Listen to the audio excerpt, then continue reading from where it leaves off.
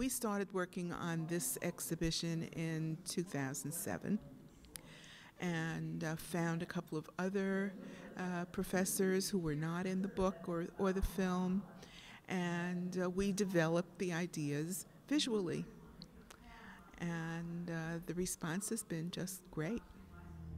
Having been cast out themselves from Europe, they could appreciate, as few others could, what it meant to be a pariah. And therefore, they took it upon themselves to participate in this enterprise of teaching in segregated institutions of higher learning. I went to a luncheon at MIT once, and it was students who had been in Morehouse, and Benjamin E. Mays, who was a Morehouse president, had been their mentor. And they were all giving these great Benny Mays stories and how he had shaped their lives, and this black man, this strong black intellectual, had shaped their lives in this critical way. And I remember sitting in that luncheon feeling a bit awkward because my mentor was not a black man. It was a white Jewish immigrant, German Jewish immigrant. And I was thinking, well, so what does this mean for me in terms of how I view the world and the things that I want to do? Some people, like Donald Cunningham, saved everything, and we had all his yearbooks and all his scrapbooks and everything he ever wrote, and so that was a challenge to choose the right objects. I was grateful that he touched my life, that he passed through it, and I went back 3 years ago to speak at commencement 2.5 years ago, and I visited his grave site, and I wasn't sad anymore. Just sort of thoughtful about how strange it was that this little man came to a place like Mississippi and certainly had this profound impact on my life. And I had so many friends, classmates, whose lives he had also touched in a similar way.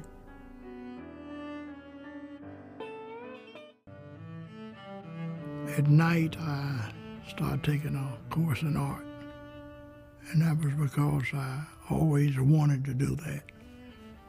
And I fell in love with art through that course, and that's when I met Victor Lowenfeld, who was a man of magic. He learned from Lowenfeld. He learned that he has an African art history, that he's part of a tradition of African art. And you see that in the colors and in the heavy outlining. People love the exhibition. It's a sharply focused story. It's easily approachable. Some of the artifacts are very powerful, and it's a story with a happy ending.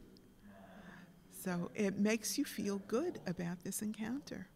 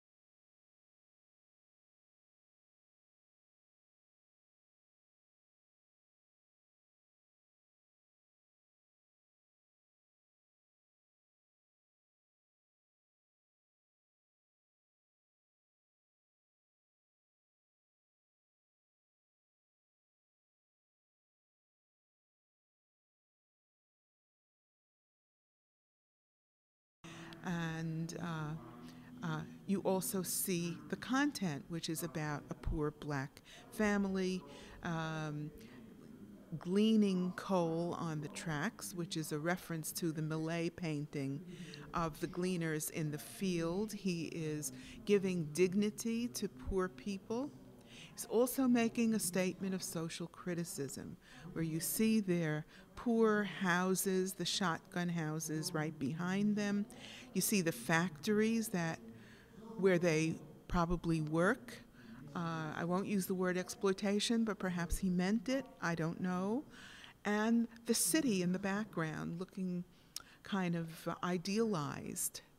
And yet these are people who are obviously poor but making do.